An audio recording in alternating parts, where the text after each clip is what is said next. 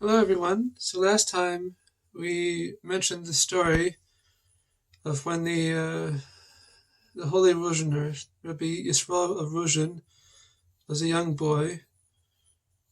So his father wanted to impart in him a lasting message. And that message was that beyond one horizon, there's a new horizon. Beyond that, there's another horizon, another new horizon. And it says that even as a young boy, his stomach churned from that, and it was still churning to that very day, to this very day, meaning his whole life, this was churning inside of him. Meaning he was digesting it his whole life, this seminal teaching from his father.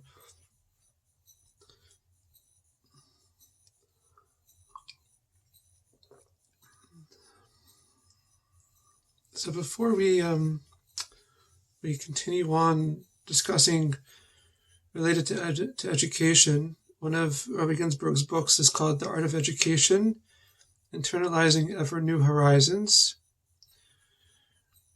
So I was have hopefully, God willing, to discuss, God willing, bring some teachings from that book and from other sources as well of Rabbi Ginsburgh.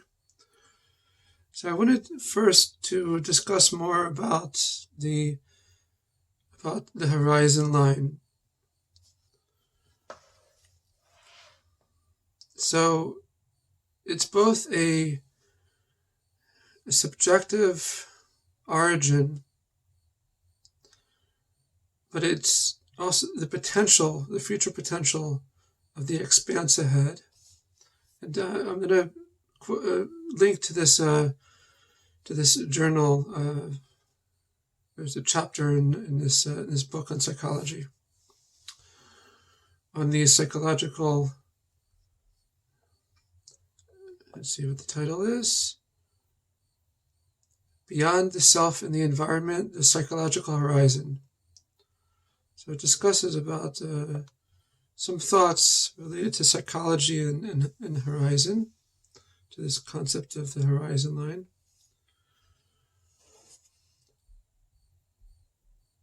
So it's interesting because it both represents infinitude, like infinite potential, connecting with God, as we discussed in the last class. But also it's a boundary line where the earth meets the sky, or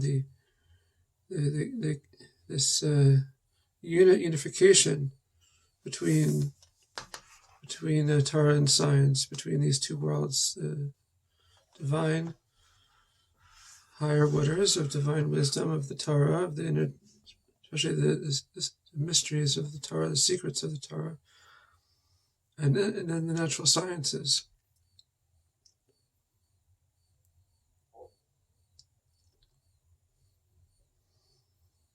It's also related to marriage and our supersymmetric origin. It's all reflected in the horizon, where heaven and earth kiss. We mentioned that it's the furthest frontier, most cutting edge point. But then, every day, every moment, we are weaving new light of Mashiach. The new light of Mashiach, of Atzmos or Himself, the essence of the infinite light of God, into creation.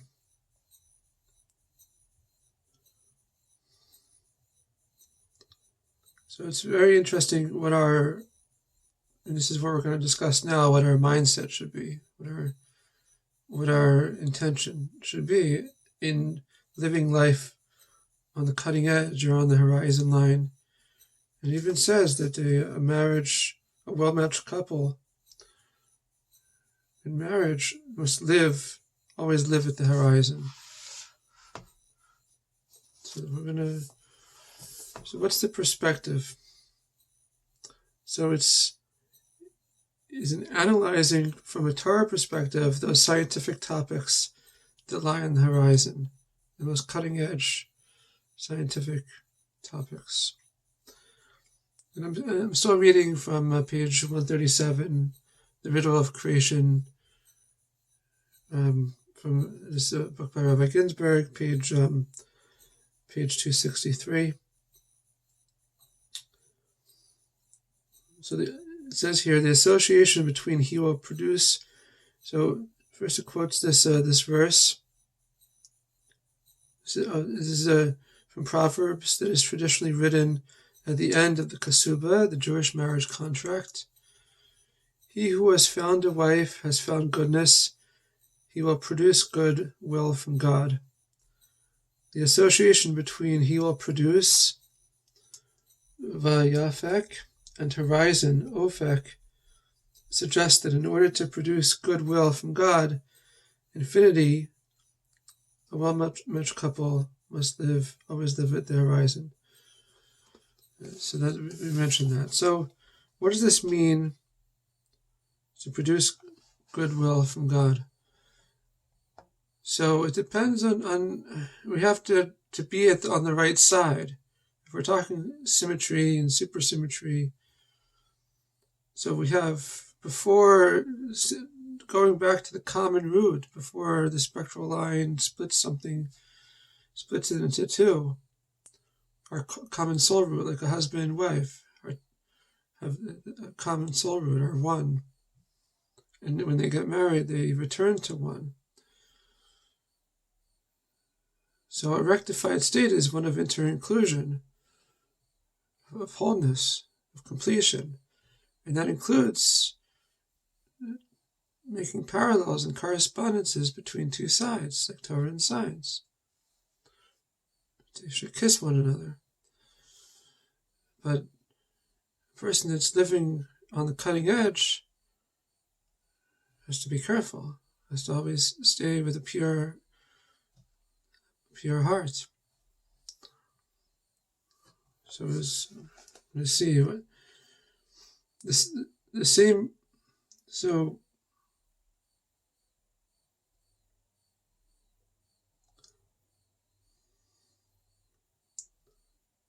it's like a gateway. Now, there's two ways to enter the gateway. To enter it from the gate of divine wisdom, that's what matters for me, or the gateway of the sciences. Now, it's okay that the scientific discoveries should inspire us to see its source in Torah. That's okay. But not that it's primary. It just maybe it comes first, sequentially, time-wise. Like we have the horizon line before us, and we're seeing what's the most cutting-edge discoveries that people are talking about, but for the sake of connecting it to Torah, to reveal the new light of Mashiach to every moment, every day of our life. Who is a sage that did not do that? Ben Zoma. There's 4 stages that enter the Pardes, this mystical meditation, in order the attempt to rectify creation, and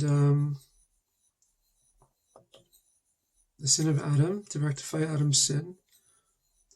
And Ben Zoma entered the Pardes, this mystical orchard, through the Sphira. Ben Zoma entered through the sphere of understanding, of Bina, which corresponds to Jerushim, speaking in homilies. But he gazed and he went crazy, as we'll see. The soul root is used in the word meaning to exert self-control. The hisapek, this is the same root as horizon, which we mentioned as ofek, which teaches us that one needs self-control when approaching the horizon. Otherwise, one may go too far beyond. The Talmud relates a story about Ben Zoma, a sage who went insane. At one point, his friends saw him in deep meditation, and they asked what he was contemplating. This was another occurrence, not the four sages entering the parties. He replied that he was contemplating the distance between the firmaments. Since he was calculating cosmological supersymmetry in outer space, they concluded that he was already on the other side, and they were correct in their assumption. The other side, meaning that he already had lost his mind. Why? The person has to keep focus on the point of pursuing the cutting edge discoveries. It can become like a person can be possessed. Like in our generation, to be possessed by a demon means to be possessed by our evil inclination, which could take the garb of we call ourselves a physicist, a scientist, but it can become an obsession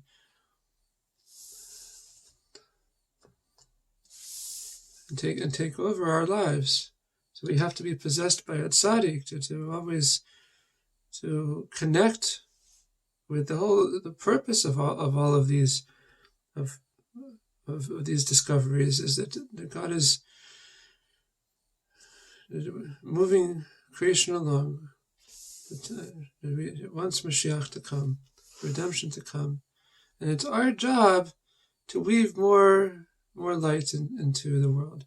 So if we see some exciting headline, and if we feel that we have something to add to that,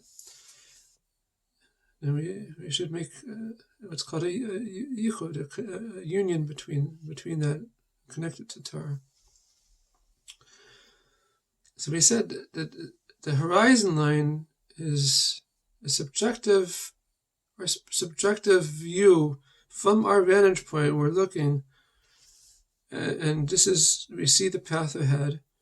So each of us has our portion of the world to elevate, to rectify. And our perspective is different from everyone else's perspective. But at the same time,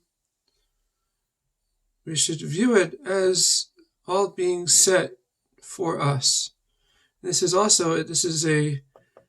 from Ben Zoma, that on the gathering of 600,000 Jews, we say a special blessing. One second.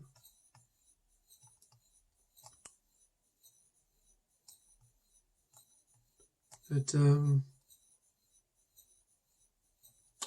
say the blessing of Chacham HaRezin. Bless God, the wise one of secrets. Okay, but what does Ben Zoma add to this?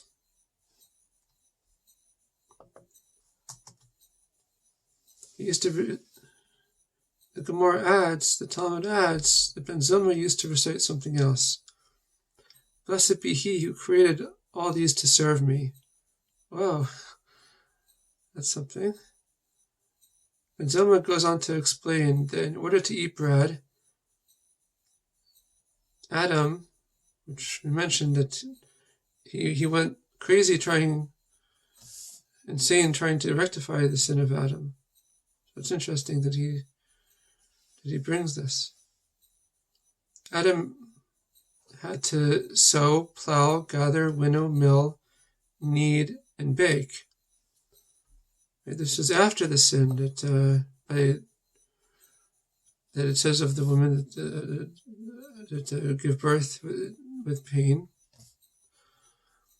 and of the men that to work by the sweat of their brow. So it's very hard to make a livelihood. But Ben Zoma, living in an urban society, had only to go to the bakery and buy a loaf. When there are many people living together, we benefit at the basic material level from the marvelously varied talents and abilities of all. And this is also part of the praise of the Creator. So it's very interesting because he's, on the one hand, he was so motivated to try to rectify the sin of Adam, but on the other hand, he's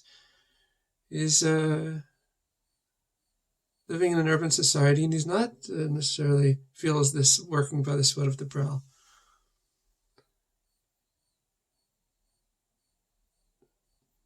It's interesting. But what does it mean that everything is created for me? So the positive approach to that is that everything that I see with my eyes is divine providence, that I have a purpose, I have a mission, and to do something about it. If I see someone in need, to try to help, to answer the call. If I see some headline that I can connect to Torah, or anything, it's the path ahead from my vantage point and then peering at the horizon line. And the horizon is constantly renewed and renewed and renewed. We're always on the move. Even if it appears that we're appearing, and the earth itself is revolving. Everything is moving.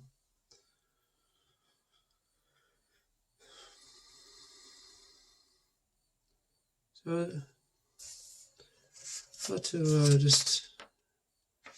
in terms of education, so one more thing we spoke about the importance of knowing one's origin. That from one's origin, where one is coming from, and then they're able to then see the path ahead. You have to search within in order to be able to see what to rectify in the world. So origin, Motza, appears in Numbers, the book of Numbers, in a verse which literally reads, Moses wrote the origins of their journeys, according to God's command. These are the journeys of their origins. This verse is followed in the Torah by a list of the 42 places from which the children of Israel departed and the place of their arrival during their sojourn in the wilderness. So it's explained that every person has these 42 journeys, 42 origins of their journeys in the desert, and that we're always traveling and going from place to place to place.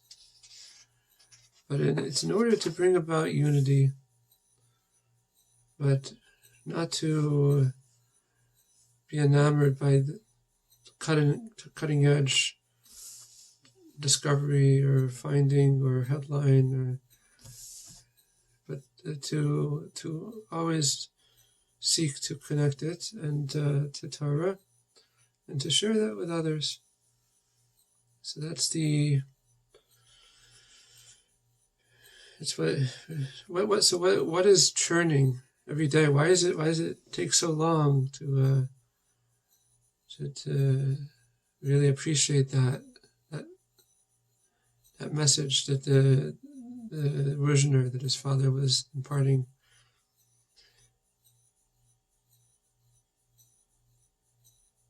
So what does it mean to live at the horizon line? So never to be like get complacent. The relationships take a lot of work. Marriage takes a lot of work. To be connected to a tzaddik, a righteous person, takes a lot of effort. Take a lot of conscious effort. And serving God is a constant. Shvisi Hashem Nanegdi Sami, that Hashem is before me always. So as I'm looking at the horizon, It's remembering the unity of the oneness of Hashem. And this is before us always. And it's always churning inside. It's always processing reality and seeing a surefire way to process reality. Like now, how do we process reality? Every day is to learn a teaching from the Baal Shem Tov. Because the Baal Shem Tov taught us every moment God is recreating reality. And just to learn Chassidus, learn to connect to the Baal Shem Tov will help us to churn, to process everything that's going on around us. And with that, all of us collectively, we should immediately see on the horizon line the approach of Melech Mashiach, of King Mashiach, in the building of the third temple. Speedily, immediately. Thank you.